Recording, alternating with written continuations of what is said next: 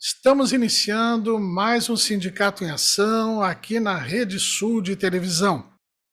Para nossa alegria, hoje, aqui nesse programa que nós discutimos semanalmente os problemas do país, da economia, do Estado, e hoje nós temos para nossa alegria aqui um grande colega, um grande jornalista e um grande senador também, senador Lazier Martins, do Podemos. Tudo bem, Lazier? Tudo bem, meu amigo Lac. E melhor ainda, conversando com você aí e com os nossos telespectadores da Rede Sul de Televisão. Estou às ordens.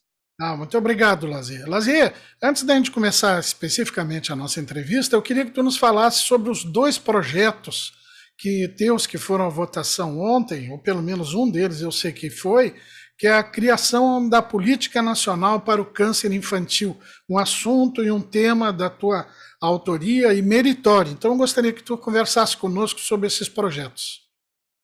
Foi um pedido do Dr. Aldemir Bruneto, essa figura extraordinária, um benfeitor, um homem benemérito, o criador do Instituto do Câncer Infantil.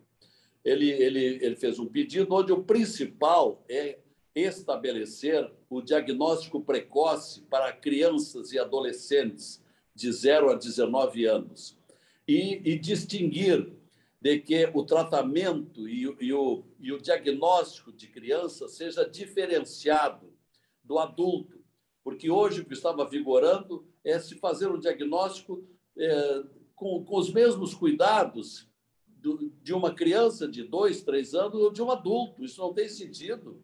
A criança tem peculiaridades, não é? E embora haja um índice de óbitos pequeno, de 2 a 3%, mas vem crescendo muito esse número de crianças com câncer infantil. E até por isso o Instituto tem expandido unidades pelo interior do Estado. Então, essa foi a minha proposta. Houve algumas emendas de outros senadores, mas durante o debate de ontem no plenário do Senado, ontem, que estou me referindo, foi quinta-feira, houve a retirada das emendas, retirada de um destaque e votação, então, por unanimidade, aprovando esse nosso projeto, que passa a dar tratamento, e está vindo da Câmara, onde lá na Câmara teve a autoria do deputado federal Bibo Nunes, e concretizado ontem, que agora vai para a sanção presidencial, de modo que, daqui para adiante, haverá tratamento diferenciado, com novos cuidados e com o diagnóstico precoce para crianças e adolescentes de 0 a 19 anos. Lazier, tu hoje estás no Podemos, que é o mesmo partido do Sérgio Moro, ex-juiz Sérgio Moro, ex-ministro da Justiça também. Como é que tu vês o cenário nacional hoje da eleição presidencial? Como observas, tu que é um jornalista extremamente experiente e também um senador conhecedor do que acontece em Brasília. Como é que está o cenário nacional, na tua opinião? Eu diria está entre conturbado e nebuloso.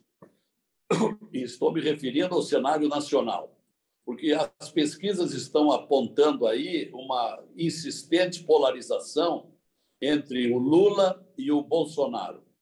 Eu entendo que seria um desastre para o Brasil a eleição do Lula, porque traria de volta todos aqueles seus asseclas, aquelas pessoas que infringiram o Código Penal, saquearam recursos do Brasil, da Petrobras, principalmente, que até já conseguiu recobrar 11 bilhões de reais e tem mais 6 bilhões que estão a caminho, dinheiro que está sendo trazido de volta dos paraísos fiscais e da Suíça.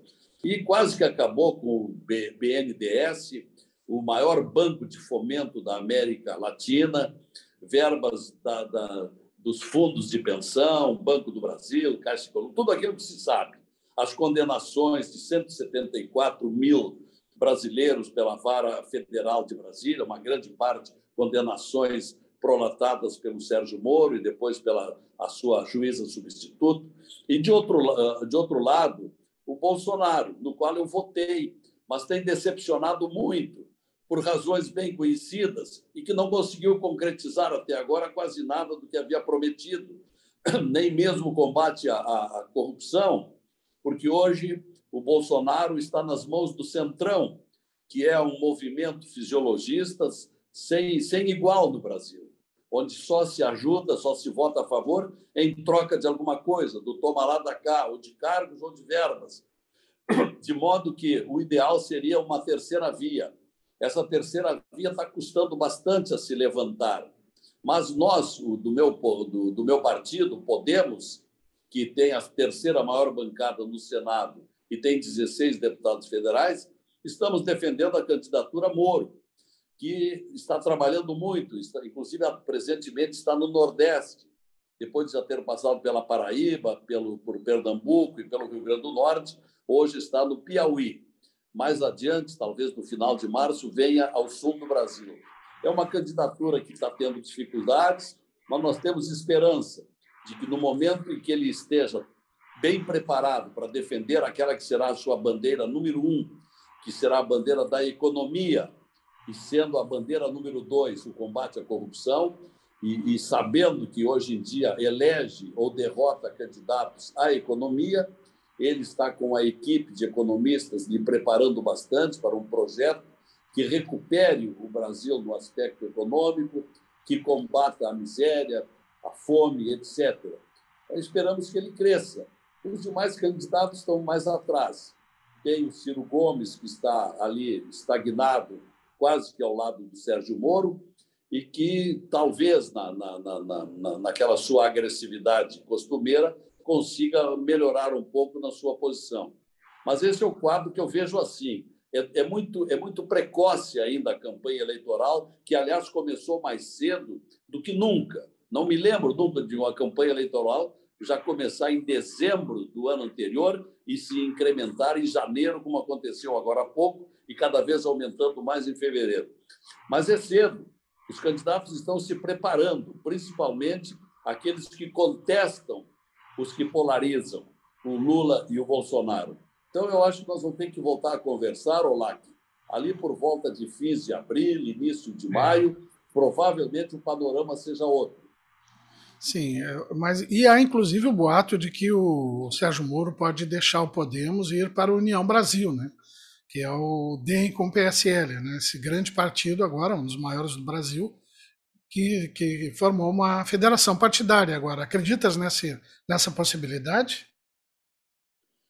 O convite tem sido persistente por parte do União Brasil. A União Brasil quer um candidato forte, competitivo, e aí fez recair a sua preferência no Sérgio Moro. Mas nós não gostaríamos de perder o Sérgio Moro com a nossa sigla. O que está sendo a tentação é o fato de que o União Brasil vai ter a maior verba do fundão eleitoral, com 1 bilhão e 100 milhões de reais. É muito dinheiro. Mas ainda ontem, a Renata Abreu, que está acompanhando o Sérgio Moro pelo Nordeste, mandou uma mensagem dizendo que o Sérgio Moro vai ficar no Podemos, que nós nos tranquilizemos.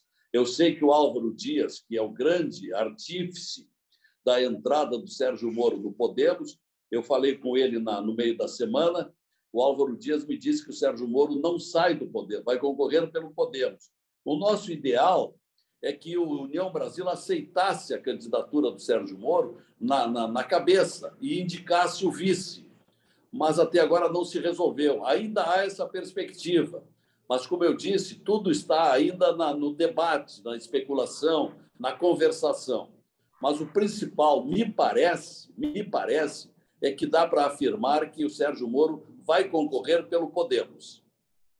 Sim, você está aqui na televisão, na Rede Sul de televisão, antiga TV Urbana, né, assistindo ao programa Sindicato em Ação, do Sindifisco RS, os auditores fiscais da Receita Estadual. Estamos conversando, para nossa alegria, com o senador Lazier Martins. Vamos para um pequeno intervalo agora e retornamos. No intervalo teremos as notícias da semana com a jornalista Fabiane Flores e retornamos com uma pergunta ao senador se ele pretende concorrer à reeleição e se ele não vai trocar de partido na janela partidária que se abre agora aqui em março, né? Vamos a um pequeno intervalo com a jornalista Fabiane Flores e já voltamos.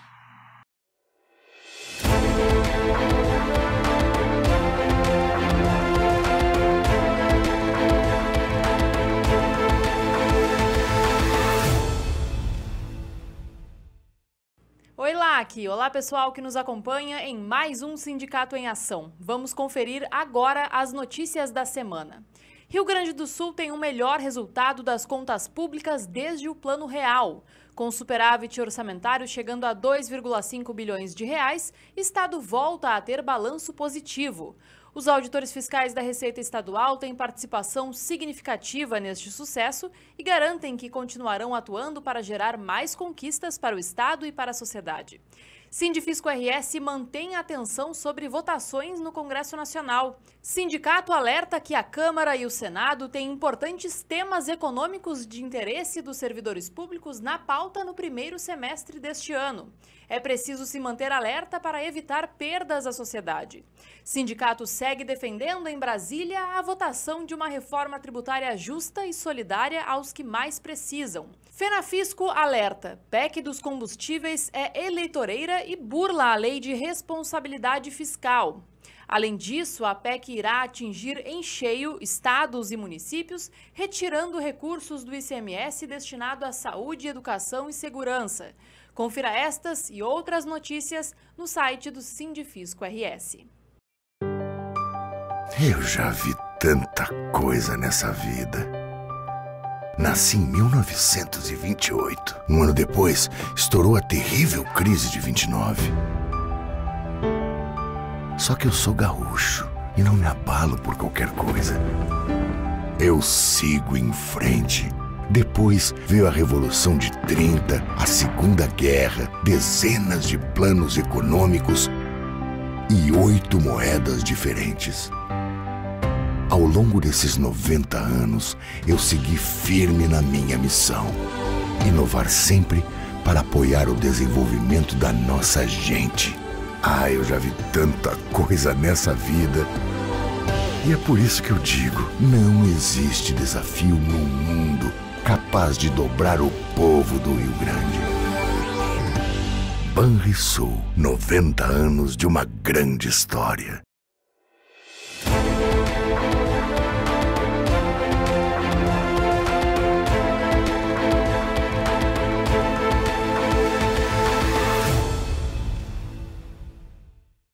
Estamos de volta aqui na Rede Sul de Televisão com o programa Sindicato em Ação, hoje recebendo o senador Lazier Martins.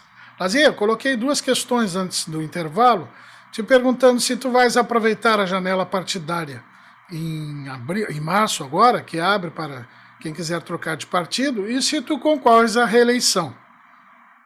Com relação à primeira pergunta, Lac, não pretendo, pelo menos até este momento, não pretendo trocar de partido. Espero poder permanecer. Está havendo, tanto no Podemos como nos grandes partidos, um grande conflito interno provocado por alguns deputados federais que não querem concordar com a prioridade das verbas para os candidatos à presidência da República. Todos os partidos estão largando, prometendo muito dinheiro para os cabeças de chapa. E isso vem em detrimento dos deputados federais.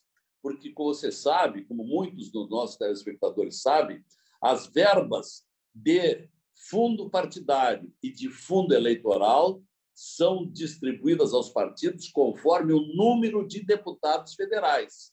Então, os deputados federais querem ser reeleitos ou eleger mais deputados federais e os caciques de partido, os donos de partido, também querem.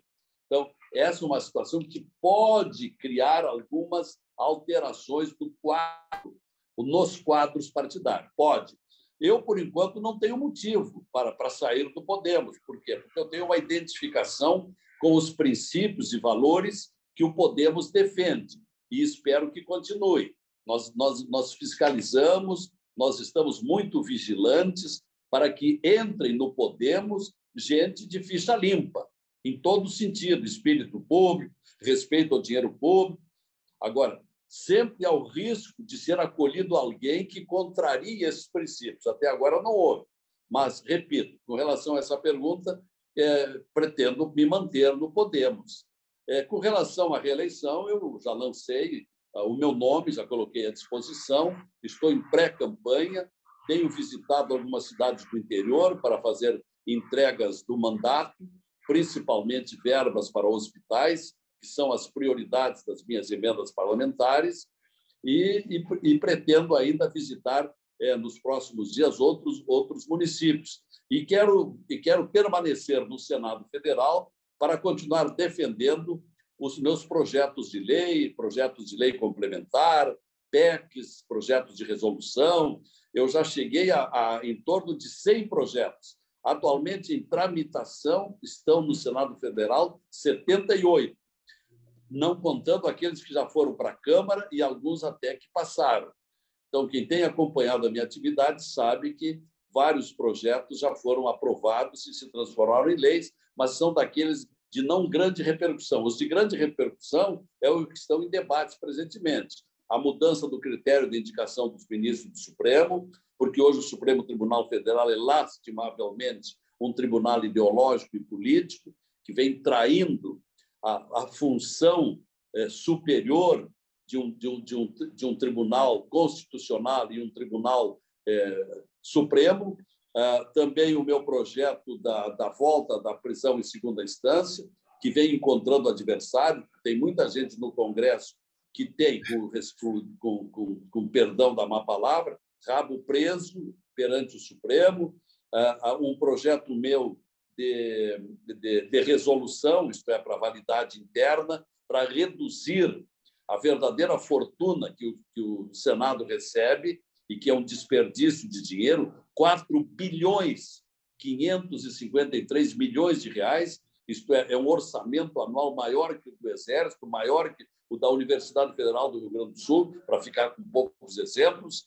Então, eu tenho repetido, já estou com um novo projeto de resolução, corrigindo verbas de projeto anterior, para reduzir pelo menos 500 milhões por ano da verba do Senado, para que se destine esta verba para as grandes carências do Brasil, que é a infraestrutura, que é a educação, que é novas escolas, que são hospitais, mas tem sofrido restrições. Ninguém quer abrir mão de nada. Sim. E tem o meu projeto da metade sul, que hoje em dia é uma prioridade, considerando que a metade sul, na comparação com a metade norte, se fizermos uma linha imaginária de Guaíba a São Borja, nós dividimos pelo meio o estado. O PIB da metade sul é metade do PIB da metade norte. Nós sabemos que na metade norte nós temos municípios que poderíamos considerar ricos, como Caxias do Sul, Bento Gonçalves, como Erechim. Aqui perto temos Lajeado, Passo Fundo, que está numa fase de crescimento extraordinária, enquanto que na metade sul nós temos sofrimento, falta de indústrias, falta de emprego, temos um êxodo, uma debandada considerável de gente que está saindo da metade sul, municípios que vêm perdendo população, como Dom Pedrito, São Gabriel, Rosário do Sul, Livramento, Uruguaiana, que estão se transferindo para a metade norte ou indo para Santa Catarina. Então, por isso, eu tenho uma RID, é um projeto de região integrada de desenvolvimento econômico que, conforme um artigo da Constituição, merece recursos da União e dos Estados. Já passou com larga margem de votos no Senado, já passou pelas comissões da Câmara, mas está tendo uma dificuldade para entrar em pauta na Câmara dos Deputados. Já estive com o Arthur Lira, o presidente da Câmara, ele prometeu várias vezes que vai colocar, não colocou ainda. Eu espero até a metade do ano vencer bem na Câmara, para então ter recursos para ajudar a metade sul. São alguns dos meus projetos. Sim, ótimo projeto esse da metade sul, senador. Senador, já que o senhor entrou na economia, eu queria lhe propor, já indo para o nosso encerramento, como é que o senhor vê a economia em 2022 e 2023, quando o novo presidente assumir? Eu ouvi, durante todo o governo Temer e depois no governo Bolsonaro, que a reforma trabalhista ia gerar milhões de empregos e ia salvar o Brasil. Eu ouvi que a reforma da Previdência ia salvar o Brasil do fogo, da desgraça. E a economia até agora não correspondeu, o desemprego está enorme. Como é que o senhor vê essa situação? Com relação à Previdência, não houve tempo ainda para os benefícios, porque o Brasil deve demais, paga demais. Não sei se você sabe, da verba carimbada do governo federal, 80% dessa verba é gasta com funcionários públicos e com pensionistas e aposentados. É muito dinheiro. A reforma da Previdência pretendia, como pretende, aliviar esse gasto, mas isso vai se projetar para a próxima geração, porque os outros têm direito adquirido, continuam se aposentando. Com relação à reforma trabalhista, ela passou a ter dificuldade por causa das crises que se sucederam, não é? A economia tem custado muito a crescer. Se a economia sofre dificuldades, ninguém abre novas empresas. O que existe hoje são muitos MEIs, isto é, empreendimentos individuais e micro e pequenas empresas. Essas representam pouca empregabilidade. As grandes e médias estão tendo dificuldades. E aí sobreveio, pouco depois da reforma trabalhista, sobreveio a pandemia. E a pandemia, então, foi desastrosa. Eliminou muitos postos de trabalho e fechou muitas empresas que só agora estão se recuperando. O Brasil está se salvando presentemente em função do agronegócio, particularmente o nosso Estado, que acaba de ter o resultado de um recorde histórico, jamais visto, um crescimento nas exportações fabuloso, decorrente do ano passado. Mas isso não vai se repetir agora, porque a estiagem aqui está arrasando o agronegócio no Rio Grande do Sul. Por isso, nós vamos ter muitas dificuldades que vão repercutir por perda de 100% do milho, 50% da soja, 50% do gado leiteiro, do gado de corte. Tudo isso depõe contra a nossa economia. Então, isso vai causar o quê?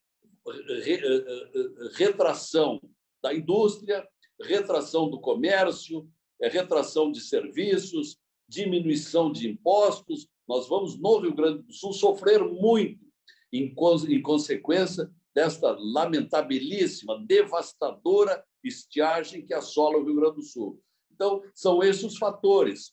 Em termos nacionais, tem havido também, lá que você tem acompanhado, um jornalista bem informado, nós estamos vendo até há pouco a retirada de empreendedores estrangeiros, investidores estrangeiros. Estão retirando seus capitais e levando para outros países que oferecem mais vantagens. Agora, recentemente, com a subida dos juros, agora muitos estão voltando, porque os juros desfavorecem investir aqui no mercado financeiro, principalmente. Então, pode dar uma melhoradinha presentemente. Mas isso daqui para diante vai interessar muito nos discursos dos candidatos, porque ninguém mais está dando muita importância para o que está colocado, e sim para o que prometem os próximos candidatos. Então, nós precisamos estar muito atentos para os projetos dos novos candidatos. E, principalmente, aí é um apelo que eu faço como cidadão brasileiro. Nós precisamos fazer mudanças no Congresso Nacional. Se nós mantivermos os mesmos nomes, viciados, patrimonialistas, não é? Corporativistas, não é? Fisiologistas, como é a marca da nossa política, vai continuar tudo igual. Há bem poucas semanas, a OCDE, a Organização de Cooperação para o Desenvolvimento Econômico, que é uma instituição altamente conceituada internacionalmente e que reúne os 30 países mais ricos do mundo, fazendo uma avaliação do Brasil, que está não entre os ricos, mas os em desenvolvimento. O Brasil está ao lado da Rússia, da África do Sul e da Argentina. Não estamos entre os mais desenvolvidos do mundo. Há um parecer da OCDE, que foi publicada pelo Jornal do Estado de São Paulo, dizendo que, se não houver mudanças no Congresso Nacional que façam a reforma tributária, a reforma administrativa e a reforma educacional, no ano de 2030, o Brasil vai estar pior do que está hoje. Então, esta é a hora do eleitor. O eleitor precisa olhar com carinho, com responsabilidade, para ver quem ele vai colocar no Congresso. Porque não é só eleger o presidente da República, tem que cuidar daqueles que votam as matérias. E nós sabemos que os presidentes da República, se eles não contarem com o Congresso, eles não aprovam os seus projetos. E, atualmente, já há bastante tempo, os presidentes da República só conseguem os votos mandando dinheiro, usando o orçamento secreto, propinas, cargos, e aí nós continuamos sempre nesse redemoinho. Ok, Lazier. Ok, muito obrigado ao senador Lazier Martins, do Podemos. Você está aqui na TV, que era a TV Urbana, ainda tem o hábito de dizer, na Rede Sul de televisão, assistindo ao programa Sindicato em Ação, que é produzido e apresentado pelo Sindifisco RS, Sindicato dos Auditores da Receita Estadual. Muito obrigado, senador. Lhe deixo um abraço aqui do sindicato e desejo um bom trabalho e um sucesso na sua candidatura à reeleição. Eu agradeço a oportunidade de ter falado aqui à Rede Sul de televisão, ao meu prezado amigo, brilhante jornalista Lac, e quero também transmitir o meu abraço à direção do Sindifisco. Tenho muito bons amigos, pessoal muito competente, que realiza um bom trabalho. O nosso Sindifisco. Até uma próxima.